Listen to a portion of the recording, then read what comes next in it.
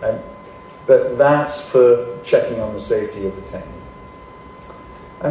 It's like anything else. Trying to get a new piece of legislation through Parliament will depend on a variety of factors.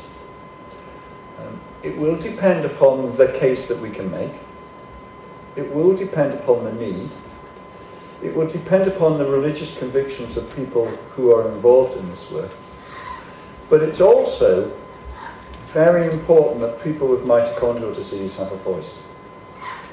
What's quite clear, and something that I really object to, is that there is a very vocal minority, and I do mean a minority of people, who are opposed to any sort of research which involves this sort of technique. That minority is very vocal indeed, and always gets far more airtime than they deserve. Because if you go out and ask people in the public whether or not they believe preventing disease is important in this sort of technique, I reckon probably over 90% would say yes. What we need to do is make sure that when these things are debated, that they clearly would put over the need, and that need's said.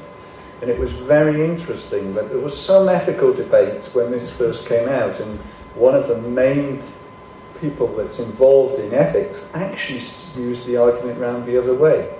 And I absolutely agree with the person. Is it ethical not to offer this, rather than should we stop?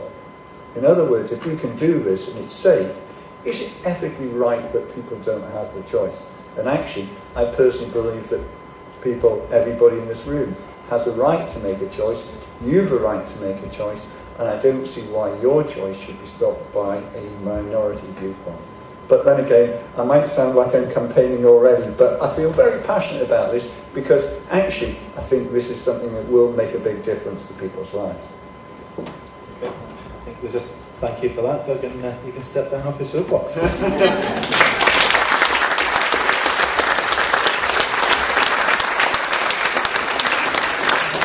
I would like to thank everybody for coming again. I'd like to thank all the helpers, and particularly Catherine Feeney for all her hard work in actually setting this up. We're very, very interested in getting your feedback on these plays. I mean, I think there's no point in us doing it if people don't think they're helpful. And what we're worried about is whether or not it's worth the effort of you coming here, whether or not we can do it in a different format, what would be a more useful format. Would it be helpful if we provided more videos for people, more webcasts, or anything else? So anybody that's got any bright ideas about how we can do this and provide you with this information in the future, please let us know.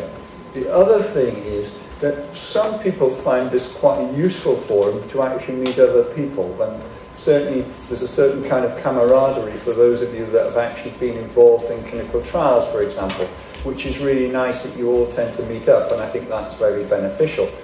But are there other things that we can offer? And again, there's plenty of ways you can get in touch with us. There's a telephone number on all the letters. There's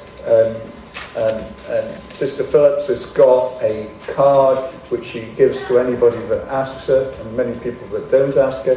So there's plenty of ways of getting in touch with us, and really what we're here for with these things is to provide that extra bit of information that simply is not possible during the clinic. So thank you very much for coming along.